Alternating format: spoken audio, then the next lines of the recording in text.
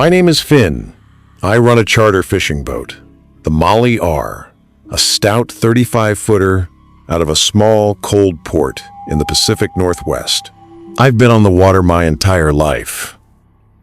I know the tides, I know the reefs, and I know how a depth sounder works.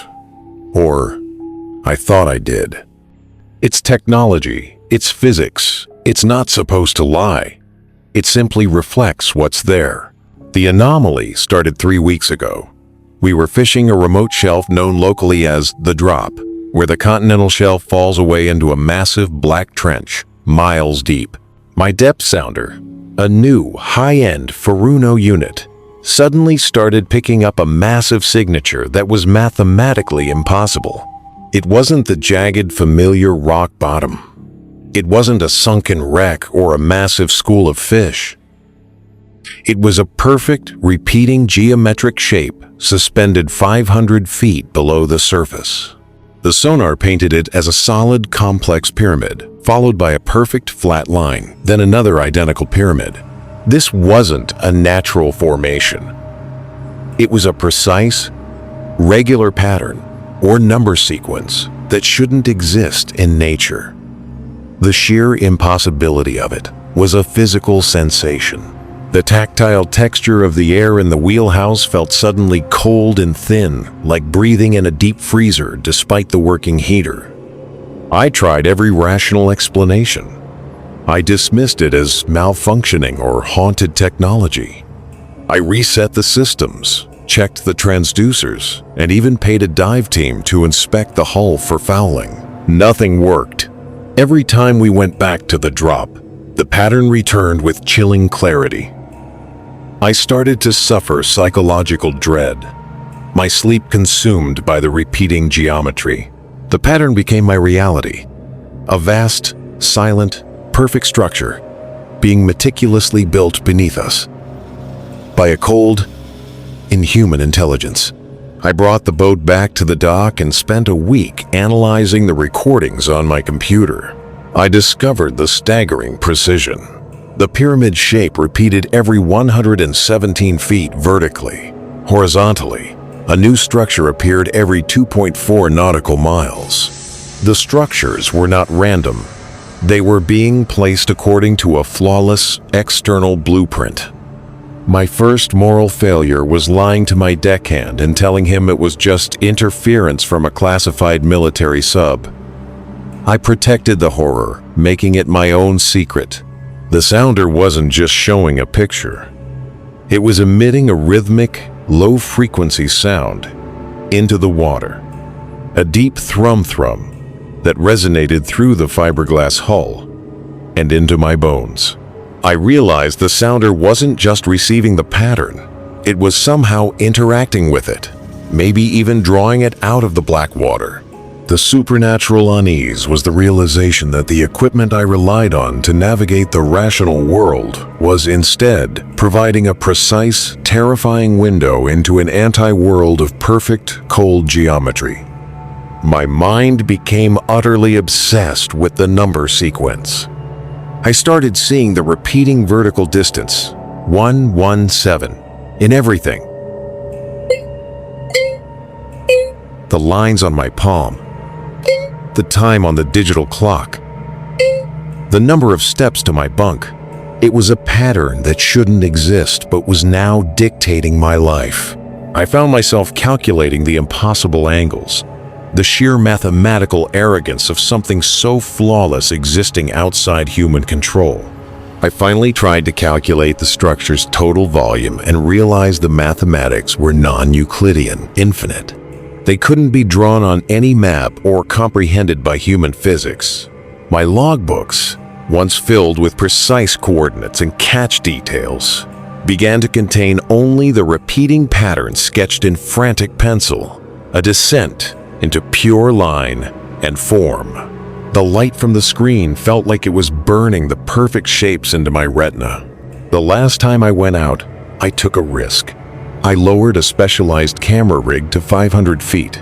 The light below the surface was absolute black. The camera feed came back solid black, showing nothing but silt and shadow. But when I reviewed the footage later, embedded in the metadata, not the picture, was the repeating pattern of the pyramid, overlaid with a single, clear message in binary code. It translated to, "Stop looking. You are part of the sequence now. You are the nexus." I sold the Molly R and smashed the depth sounder with a sledgehammer. But I still see the pyramid every time I close my eyes. And I know I'm destined to return to the drop, because they need a captain for the 117th structure.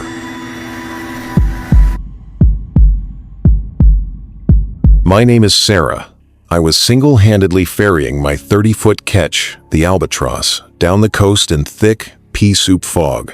The background detail of the isolation was the silence. No wind, no gulls, just the persistent, rhythmic thrum of the engine and the dense, moist air that clung to everything. The fog tasted like salt and metal, and the tactile texture of the sea spray felt cold and strangely oily on my face, blurring the line between air and water.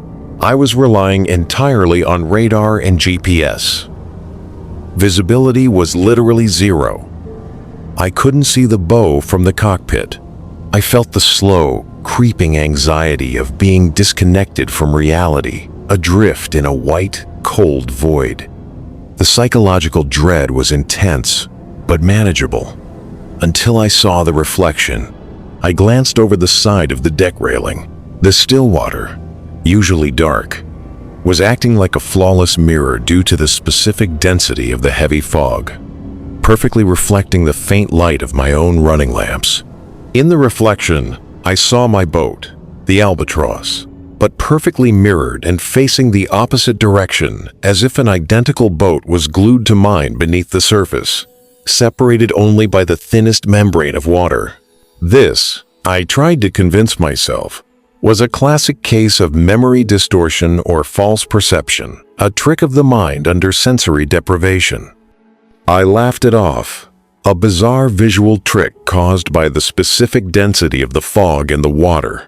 It's just light, Sarah. It's just physics. But as I watched, the mirrored boat began to move independently, not with the passive sway of the waves, but with a slight, deliberate turn of its hull, like adjusting its position. It was following me, tracking my course, perfectly beneath my keel. I gripped the cold wheel, my hands slick with sweat. I checked the radar. Nothing. Just me in the vast white void. I realized the reflection wasn't a trick of light. It was an environmental echo, or repeating sound made visible. The fog and the water had trapped an image, a dark, hostile double of my own vessel. Then I heard the sound, a faint, low put-put-put of an outboard motor, starting and stopping. I rushed to the radio, desperate to hail another vessel. But the sound wasn't coming from the fog. It was coming from the mirrored boat beneath me, a quiet, metallic clank resonating up through the hull. I looked over the side again. The reflected boat was closer now, directly beneath my keel. I could clearly see the mirrored figure standing on its deck. It was me, my face obscured by a dark shadow, wearing the same yellow slicker. But the reflected me was holding a knife, carving something into the reflected hull with slow, deliberate motion. This was human betrayal, stalking, or manipulation turned inward against the vessel of my own self. The reflected boat was carving a sequence of numbers, following a precise, sickening rhythm. The act was slow, deliberate, and terrifyingly clear in the faint light. It wasn't the numbers that horrified me, but the intent. The mirrored self was sabotaging the mirrored vessel with a cold, malevolent purpose. I finally understood the mirror logic. The dense fog and water acted as a membrane between two realities. My physical boat was safe, but the reflection, the vessel of my own self-doubt and isolation, was not. The moral conflict was that my mirrored self was punishing me for getting lost, for being alone, for being out here at all. It was judging my deepest fears. The reflection reached into my reality, trying to destroy my safe vessel because I had failed it. The mirrored figure finished carving. It looked up, directly into the faint light of my lamp, and smiled. A terrifying, slow smile that was entirely mine, yet utterly malicious. It was the face of my anxiety. Given life, I could feel the cold, raw steel of the wheel pressing into my fingers, a final link to the solid world. I finally broke free of the fog 3 hours later.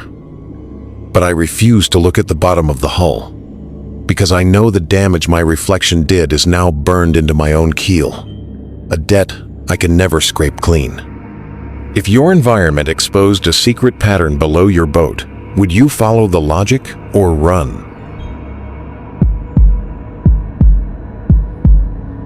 My name is David, and my horror began with a misinterpreted act of kindness that I mistakenly thought was an act of mercy. I was fishing solo on my grandfather's old skiff, well past the usual limits, dropping nets in water that tasted like pure brine. I felt a massive tug, not the sharp pull of a fish, but something heavy and dead. I hauled it up. A man, tangled in thick monofilament line, clearly drowned for days. He was wearing expensive, dry fishing gear. On his chest, a small, cold silver medallion was clutched in his rigid hand. On the back of the medallion was a short message, etched in a precise, neat hand: "I owe the sea one." My first moral failure was not calling the authorities. Fear and the sheer isolation won. I convinced myself it was a private death. I cut the line, took the medallion, a cold piece of anomalous or cursed object, and returned the body to the water with a whispered apology. I saw it as a respectful burial at sea, avoiding the chaos of a police investigation, but really, it was self-preservation. The medallion, intensely cold to the tactile texture but strangely warm in my palm, felt like a transfer of debt. A contract passed from a dead hand to a living one. The next day, I had the single best fishing day of my life.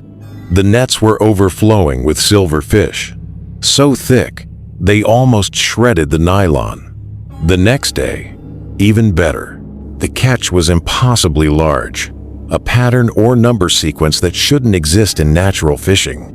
My boat was literally sinking under the weight of the silver fish. But with every successful catch, the medallion, which I kept in my cabin, grew colder, and a faint sound began to emerge from it. It was a rhythmic, gentle clink, clink, clink, like microscopic change falling onto a glass table. The psychological dread was immediate. The sea was paying a debt, and I was the one collecting the installments. The man on the medallion owed the sea one life. Now, the sea owed me a debt in fish. I tried to stop fishing, but the fish would come to me. They leaped into the boat, their scales flashing. They piled up against the hull. The sheer collective light of the silver scales reflecting the sun became blinding, overwhelming the boat and my senses. My boat had become a magnet for the sea's bounty, a place that resists being left, because the debt and the payment was too massive to escape. The accumulation was the horror. My cabin started exhibiting memory distortion or false perception due to the intense stress and the pervasive smell of death and silver. The fish scales were everywhere, but they arranged themselves on the chart table and the floor in precise, glittering patterns, lines and circles that mirrored the medallion's etching. I could hear the drowned man's voice faintly in the clink of the medallion. The debt is almost settled, but a debt of life must be repaid in kind. The balance must be zero. I finally realized the key mystery. The sea didn't pay and fish forever. The man owed one life, paid with his own. The sea had paid me in fish until the value equaled my life, the value of my continued existence, and now the ledger was balancing again. The fish were not payment. They were an accumulation of value that the sea would eventually collect in the currency it understood: life. The debt was being transferred again. The final, terrifying installment was due. I held the cold medallion in my hand, feeling the total weight of the sea's cold, transactional logic settling on my shoulders. I saw my own face reflected in the silver medallion, cold and empty, already replaced by the face of the debtor. I had saved his life, but damned my own. Final line. I dropped the medallion back into the water, but it's too late. I'm still waiting to see if the sea accepts the fish that are trapped in my nets as final payment, or if it will finally haul me up to settle the balance. Would you accept a supernatural debt if it brought you immense, inescapable fortune? This is Dread Dynasty, where nightmares come to life. Thank you for watching tonight's stories.